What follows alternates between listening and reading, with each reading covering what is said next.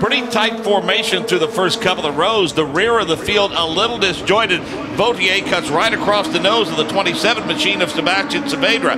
A little puff of smoke as they climb on the binders. Munoz did, and Pippa, that caused Munoz to lose all kind of momentum.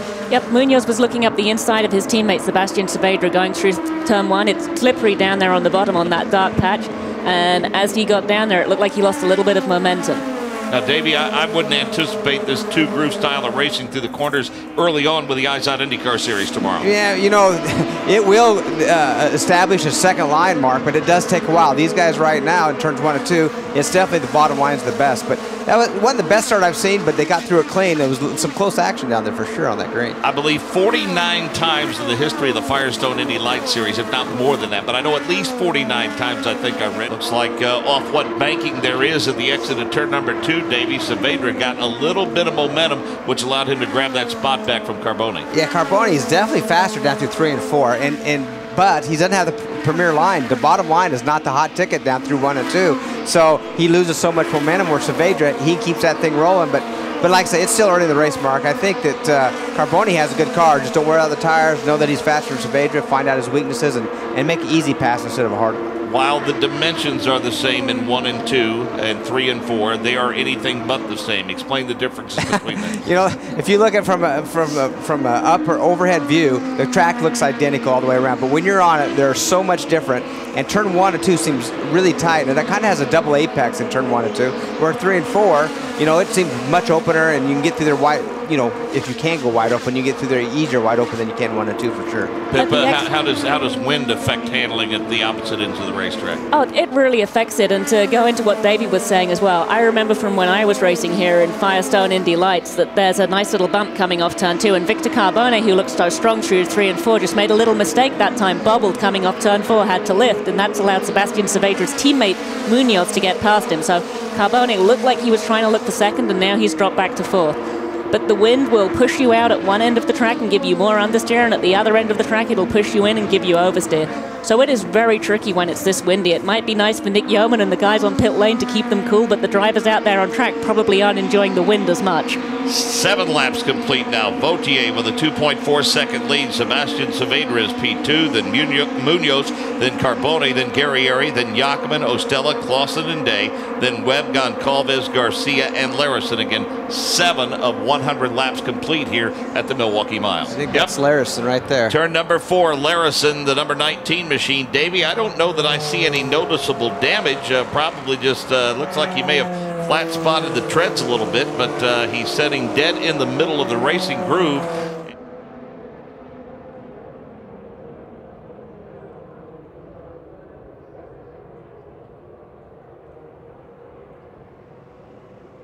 Saavedra hits the switch, follows Tristan Vautier to the bottom, now pops to the outside. A very erratic line down the straightaway, Davey, caused Saavedra to get a bit out of sorts. Yeah, well, we'll see what Cotman says. I know.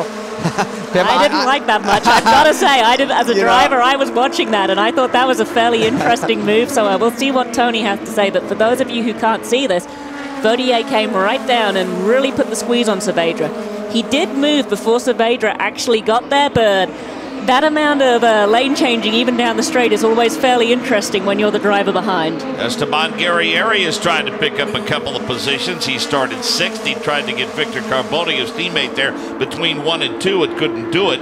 As he lifted a little bit, lost some momentum. That car running behind him, the bright yellow one, was the car of Gustavo Jackman, the winner at Detroit's Belle Isle. And Jackman trying to get around the number 11 machine of Guerrieri now as they set up for turn number 1, and Larison has his hands full. Well, he has his hands full, and here come the leaders. So the best thing he can do right now, and I'm sure he will, just pull out of the way. Let the field go by, follow him in the back again, and just continue to try to get laps and keep mistakes to a minimum. That's what you have to do as a rookie with no experience.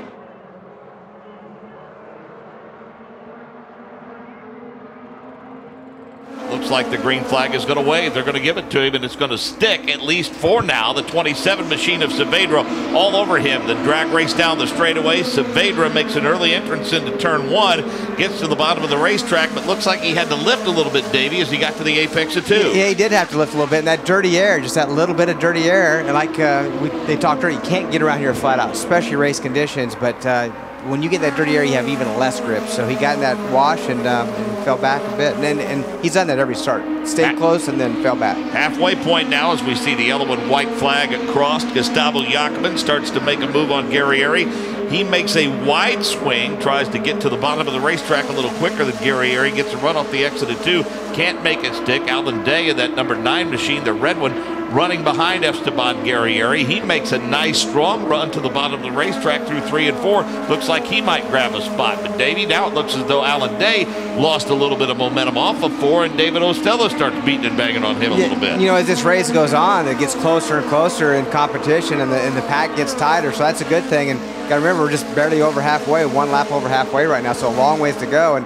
And with this heat, as we talked about, and with tire wear, these cars don't make pit stops, Mark. So you have what you have, and if you're too hard on one of these tires or all of them, you're really going to fade it then. Will we see that, Pippa, maybe over the last 25 laps or so, the experience of Sebastian Saavedra? Will we find out that last 25 laps did how hard that Vautier's been on his tires as compared to how hard that Saavedra's been on his? Yeah, I mean, you can bet that when Vautier gets out in the lead, the first thing the team is saying to him is save the tires, look after your tires. Every time he gets out front, when I was leading at Kentucky, I think that was all I heard on my radio all day long was to look after my tires. So his engineers will be really good at reminding him. It's going to come down to whose car and which driver is looking after those tires best. Made 18 starts in his career, and he has a couple of top 10 starts, has just 2 top 10 finishes this year. Finished 9th at Barber and 8th at Long Beach. Had some struggles at Indianapolis and some struggles at Belle Isle due to contact.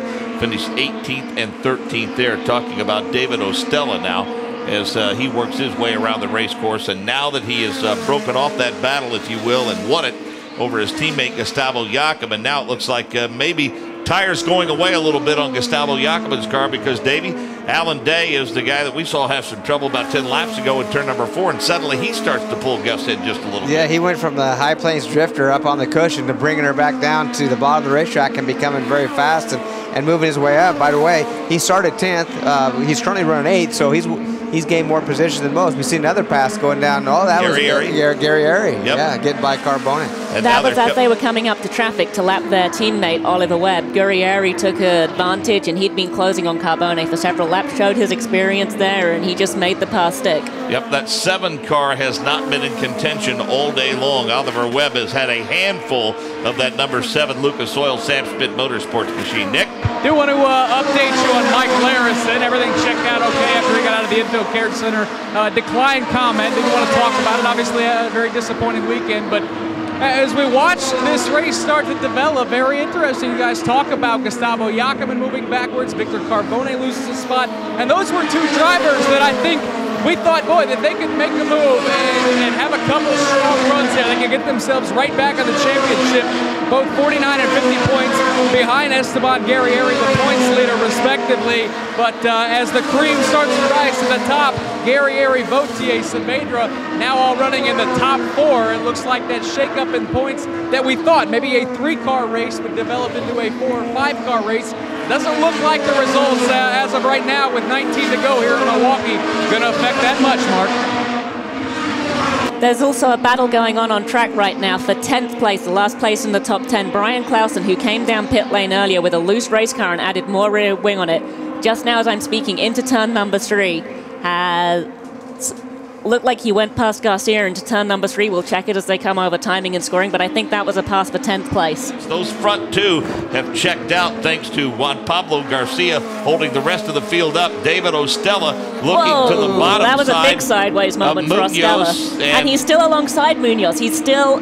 Nope, he lost his momentum. He had a big sideways moment, but David Ostella's looking really, really fast in the last part of this race. He went around his teammate. He went around Victor Carbone, and now he's working on Munoz. And he very nearly had him there, but he had a huge sideways moment in between 3 and 4. Let's see if he can get him in the last 5 laps of this race. This is as competitive as we have seen David Ostella in quite some time. Vautier sees the laps continue to click away now. 95 of 196 of 100 laps complete. Vautier, Davey, for him, that white flag can't get here fast enough. Can't get here fast enough. Oh, he makes a run. Munoz makes a run, actually, on Guerrieri. Oh, man, it's a tight race right now for that 3rd spot. David Ostella working on Munoz in turn at number 2. Can't make the pass stick. Now Guerrieri works his way under Garcia. Those running behind him, Munoz and Ostella, going to get stacked up behind him. Garcia stays to the high side, lets Munoz pass, stays to the high side, lets Ostella pass. There goes the 22 machine. He's pedaling hard, trying to catch Munoz. Meanwhile, checking back in with the leaders, Sebastian Saavedra cannot close on Tristan Vautier. Vautier will have 2 laps remaining when he comes down the start-finish line off of turn number 4, this time by. It's interesting the way everything has really closed up here at the end of the race, we said. And despite the fact they're no longer behind lap track it, Ostella is not giving up on that 4th place. He's got an overlap again on Munoz coming down the front straight, but I'm not sure whether it's quite enough. He's trying the inside through 1 and 2, and it looks like he's got it. Ostella had just enough of an overlap coming down that front straight. He was able to hold the car to the inside, carry enough momentum. And he's now all the way up to 4th place. So he's having a great run late in this race. He must have really looked after his tires early on. If he can hold on to it, this would be David Ostella's best finish, I think, in 2 years of the Firestone Indy Lights, and would give him a top 5. Well, there goes your leader. For what he hopes will be the final time off of turn number 2. He leads Sebastian Saavedra down the back straightaway. He led from start to finish in the season opener at St. Petersburg, Florida. Tristan Vautier trying to get to victory lane here at the Milwaukee Mile. A late charge by Sebastian Saavedra off of turn number 4. Twin checkers out. Tristan Vautier takes the number 77 machine into victory lane here at the historic Milwaukee Mile. In the Firestone Indy Lights Firestone 100, Sebastian Saavedra P2. A great ride by the points leader. Esteban Guerrieri finishes 3rd. Then David Ostella, Carlos Munoz, Victor Carbone, Alan Day, Gustavo Jacobin is 8th, Goncalves 9th, Clausen 10th, Garcia 11th, Oliver Webb finishes 12th, Mike Larison 13th.